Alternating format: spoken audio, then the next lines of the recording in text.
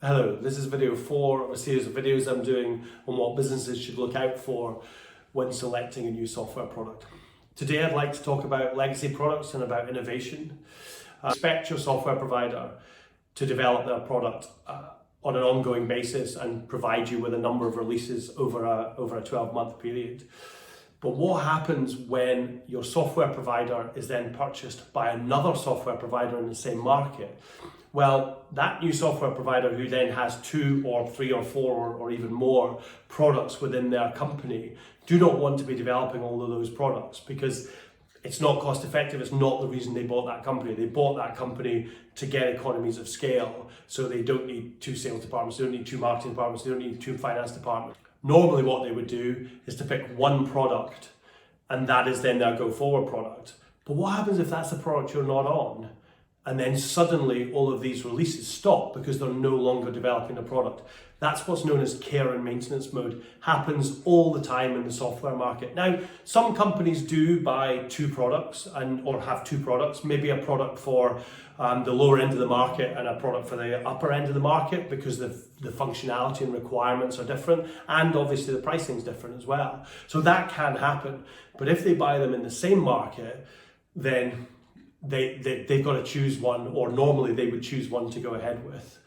So if you're not with the go forward product, the likelihood is you're not going to get a huge amount of development on that. So you're going to have to watch out for it. However, one other thing to look out for, when software companies buy other software companies, they've bought it based on income and revenue, and they've bought it based on that company's sales as well. So they don't want those sales to dry up. So what you find is, for a period of time, and it could be over 2 or 3 years, they're still trying to sell these legacy products that they're no longer developing. And I did hear a story about someone who purchased a 5-year deal for a product that had been bought by another company 2.5 years ago and had no development, which means you've got 5 years of absolutely no innovation.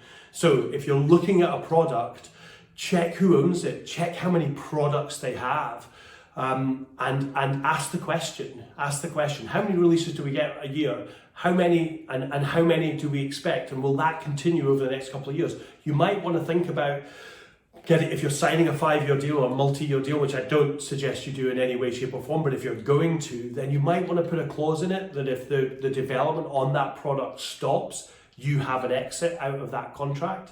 You've really got to think about this. I mean, there's so much, certainly in the legal industry, which is one of the software industries that I work in, there has been a huge amount of consolidation of those markets. Even in the last couple of months, and it's July 2020, there's been a good number of movement in these markets with companies buying other companies and other products. So you have to question what their go forward products are going to be going to their market, or if indeed they have bought in different sections of the market and they're going to keep them both going. Unlikely, but it's always a possibility. So again, I say this all the time, do your due diligence, check, ask the question, make sure that you're buying a product that is actually being developed and that is going to be developed over the next couple of years. As always, there's a link to a Reputable Suppliers white paper I wrote at the end of 2019 up there. If you want to ask any questions, please feel free to direct message me, email me. My contact details are on LinkedIn. Thanks very much and have a great day. I'll hopefully see you next week. Thanks.